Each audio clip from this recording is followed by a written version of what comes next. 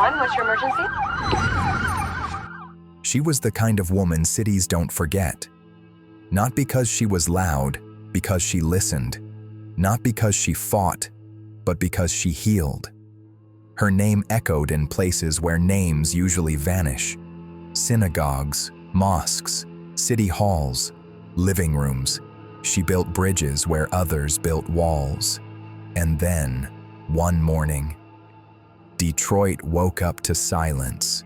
No warning, no suspects, no answers, just a trail of blood, a door left open, and a question that still hasn't been answered. Detroit, October 21st, 2023, 6:30 a.m. The sun hadn't risen yet. The streets of Lafayette Park were quiet, too quiet for a Saturday. A man walking his dog paused at the edge of the sidewalk. His breath caught. His dog whimpered. There was blood, a trail of it. Thin at first, then thicker. It snaked from the sidewalk to the front steps of a townhouse. The porch light flickered overhead, casting a pale yellow glow on the crimson streaks. The door was slightly ajar. No movement, no sound. He called 911. When officers arrived, they moved slowly, guns drawn, gloves on. The townhouse was still. The air inside was cold. The living room was neat. A coffee mug sat on the table. A book lay open on the couch. Nothing was broken. Nothing was stolen. But in the hallway, just past the stairs, they found her, Samantha Woll. She was lying in a pool of blood. Her body was curled slightly, as if she'd tried to move. Her phone was nearby. Her shoes were still on. Her eyes were closed. She was already gone. The blood trail told a story. She had been stabbed multiple times. The wounds were deep, deliberate, but she hadn't died instantly. She had tried to escape. She had made it to the front door. She had opened it. She had collapsed. The medical examiner would later say she died of multiple stab wounds to the abdomen and chest. There were no defensive wounds, no signs of a struggle, no forced entry. The killer had come in quietly and left just as quietly. Detectives sealed the scene. Forensics began their work. They photographed the blood trail, swabbed the doorknob, collected fibers from the carpet. But the knife was missing. The motive was unclear. The violence was intimate, personal. This wasn't random. This was targeted, and the city was about to unravel. Outside, the porch light kept flickering. Inside, the silence was unbearable. Before the blood, before the silence, before the porch light flickered, there was Samantha Woll. She wasn't famous, not in the way headlines define fame, but in Detroit's interfaith circles, she was a force, a bridge, a heartbeat. Born in 1983, Samantha grew up in a modest Jewish household on the east side of Detroit. Her parents taught her that faith wasn't just ritual, it was responsibility. She carried that belief like armor, quietly, fiercely. She studied at the University of Michigan, majoring in political science and Middle Eastern studies. While others debated theory, Samantha walked into mosques and synagogues and asked, "What can we build together?" In 2015, after the Paris attacks, she organized a candlelight vigil that brought Muslims and Jews together on the same steps. No speeches, no politics, just silence, just unity. She didn't chase attention. She chased impact. She founded the Muslim-Jewish Forum of Detroit, a grassroots initiative that hosted dinners, dialogues, and conflict resolution workshops.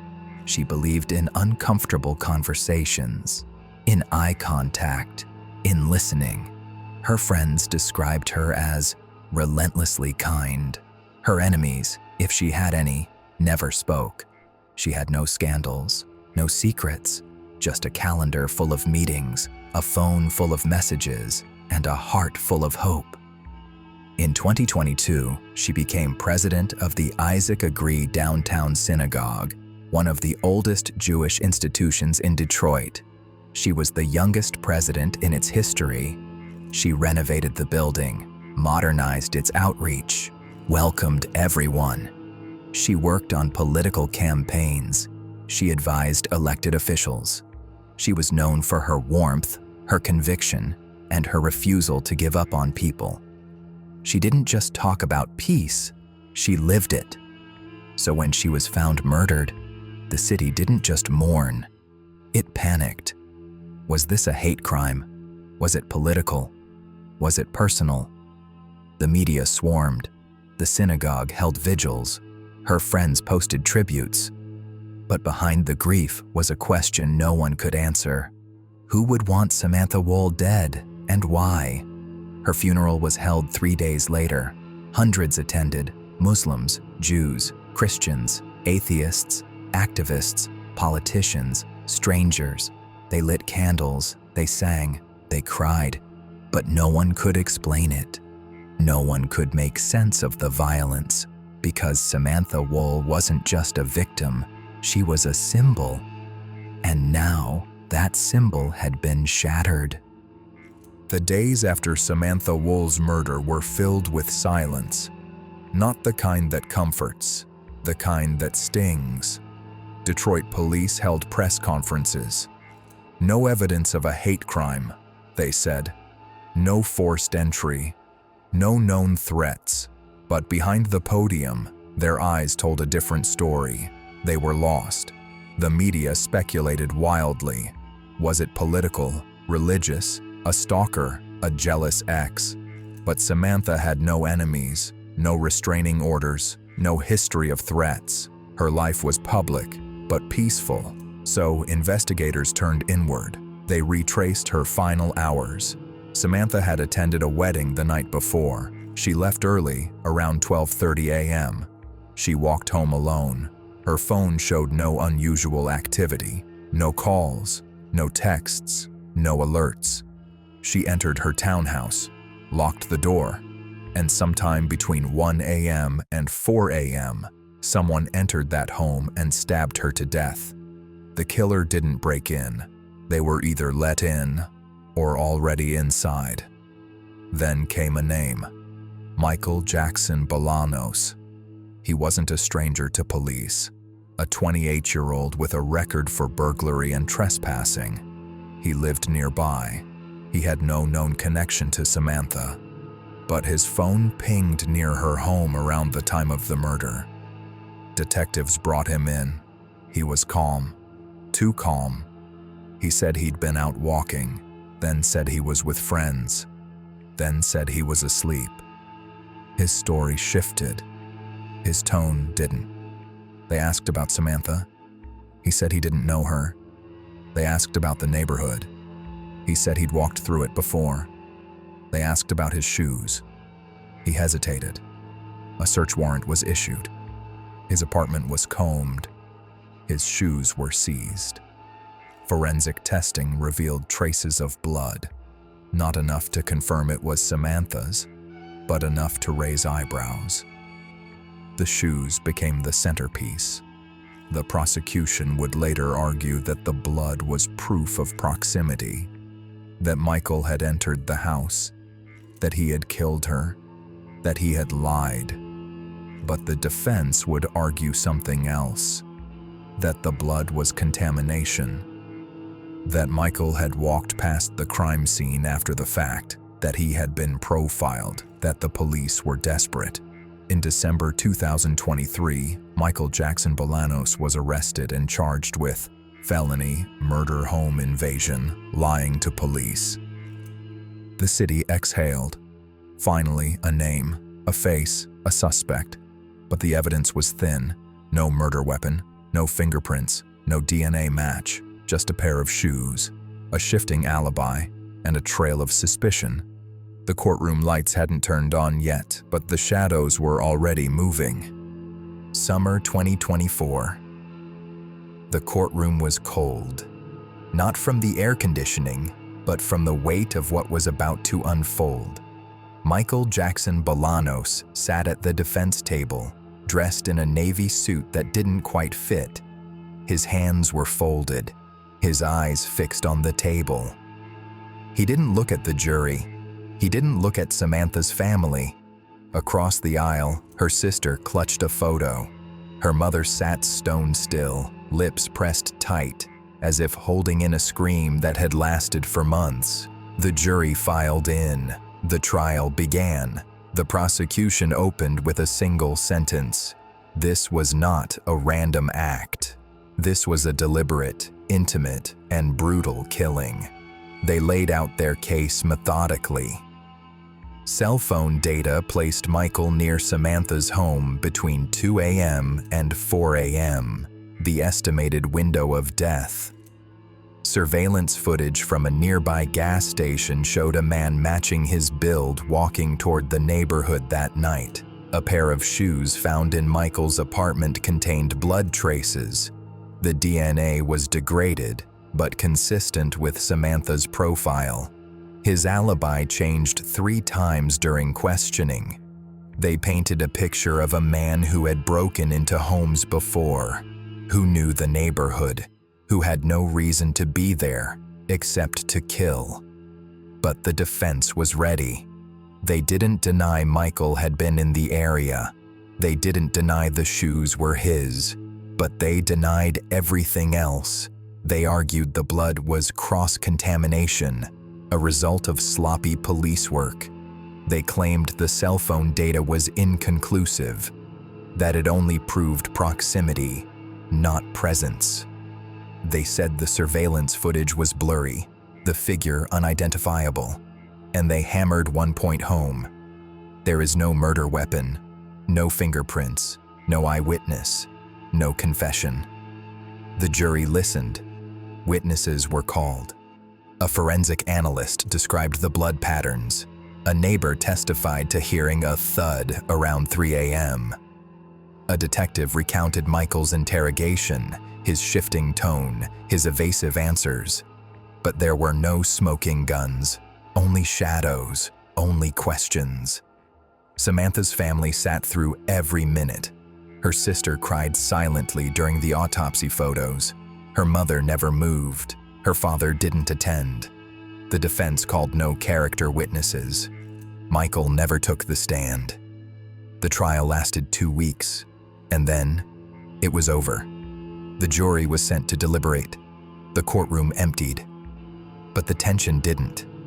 Outside, reporters waited. Inside, Samantha's family prayed. Michael sat alone in a holding cell, staring at the wall. The city held its breath. Justice was on the line, but so was doubt. And in that courtroom, doubt was a weapon. The jury returned after 2 days. The courtroom was silent. Not the respectful kind. This was the kind that holds its breath, that waits for something to break. Michael Jackson Bolanos sat motionless. His lawyer whispered something. He didn't respond. Samantha Woll's family sat in the front row. Her sister gripped the edge of her seat. Her mother stared straight ahead, eyes glassy but unblinking. The judge asked the foreperson to stand. "Has the jury reached a verdict?" "We have, Your Honor." The foreperson unfolded a sheet of paper. Her hands trembled slightly. She cleared her throat. "On the charge of first-degree murder, we find the defendant not guilty." A gasp rippled through the room. "On the charge of felony murder, no verdict. The jury is deadlocked." "On the charge of home invasion, no verdict. The jury is deadlocked." "On the charge of lying to police, guilty." The silence shattered. Samantha's sister let out a sound, half scream, half sob. Her mother collapsed into her seat, her body folding in on itself. Reporters scrambled, pens scratched, cameras clicked. The judge called for order. Michael didn't move. He didn't smile. He didn't cry. He just nodded.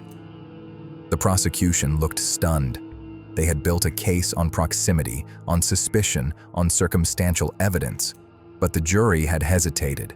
They had seen the gaps, the missing knife, the lack of DNA, the absence of a confession. And in the courtroom, hesitation is fatal.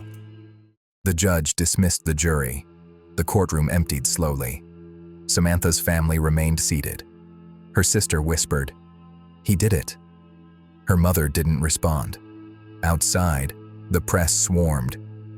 "Do you believe justice was served? Will you appeal? What's next for the family?"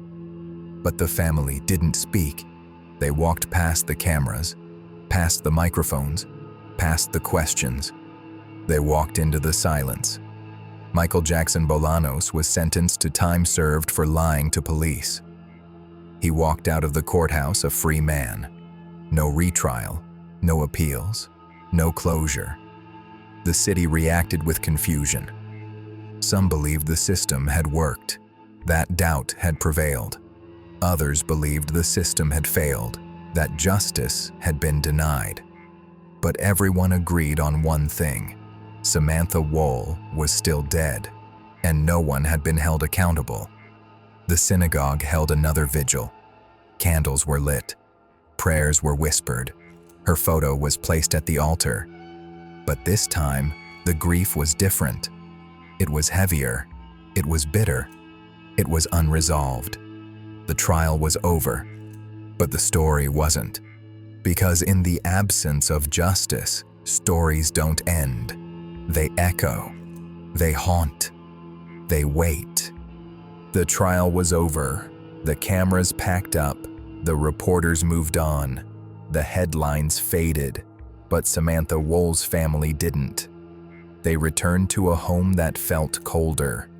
Her mother stopped answering the phone. Her sister deleted every news app. Her friends tried to keep the forum alive, but the meetings felt hollow.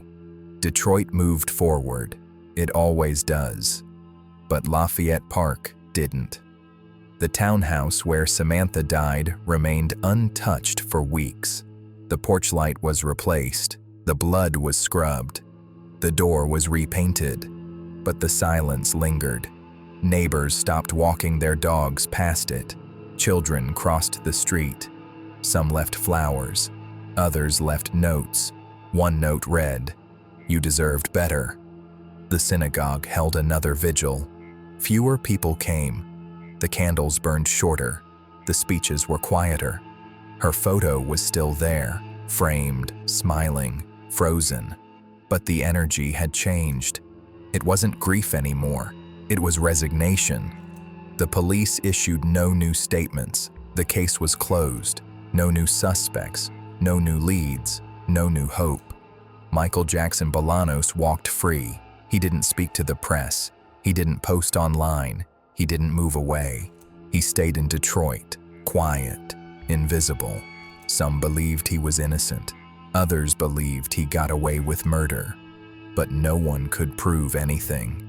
And in the absence of proof, silence wins. Samantha's sister tried to reopen the case. She filed petitions. She contacted journalists. She begged for attention. But the system had spoken.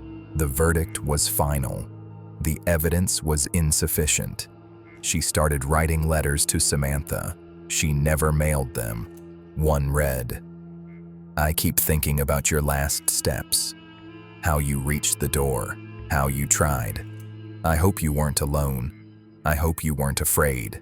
I hope you knew we loved you." The forum held a memorial dinner on her birthday. They served her favorite food, lentil soup and lemon cake. They played her favorite song. They left an empty chair. No one sat in it. The silence wasn't just in the house. It was in the city, in the courtroom, in the system, in the hearts of those who knew her, and in the mind of whoever did it. Because someone knows, someone remembers, someone hasn't spoken, and maybe they never will. The house still stands. The townhouse in Lafayette Park where Samantha Woll took her final breath hasn't been demolished. It hasn't been memorialized. It just exists. The porch has been repainted. The blood is long gone, but the silence remains. Neighbors still glance at it when they pass. Some cross the street, some pause, some whisper. Children ask questions their parents don't answer. Visitors walk slower near the steps. Inside, the walls remember. The hallway where she collapsed has been cleaned, but the floorboards creak differently now. The stairs groan. The air feels heavier. The windows reflect shadows that weren't there before. The new tenant never speaks to reporters. They say she keeps the blinds closed. They say she never uses the front door. They say she didn't know. But the house knows. Every October, someone leaves a candle on the porch. No note, no name, just a flame, just a memory, just a question. The city has moved on. The forums are quieter. The synagogue continues. The foundation grows. But the wound hasn't healed. Because justice wasn't served. Because truth wasn't proven. Because silence won. And somewhere, someone knows. Someone remembers the sound of the knife, the look in her eyes, the final breath, the blood on the shoes, the door left ajar. Someone hasn't spoken, and maybe they never will. But the story doesn't end. It waits. It echoes. It lingers. In the courtroom, in the hallway, in the porch light, in the silence. If justice can't be proven in court, does that mean it never existed? Or does truth live somewhere deeper, beneath the silence,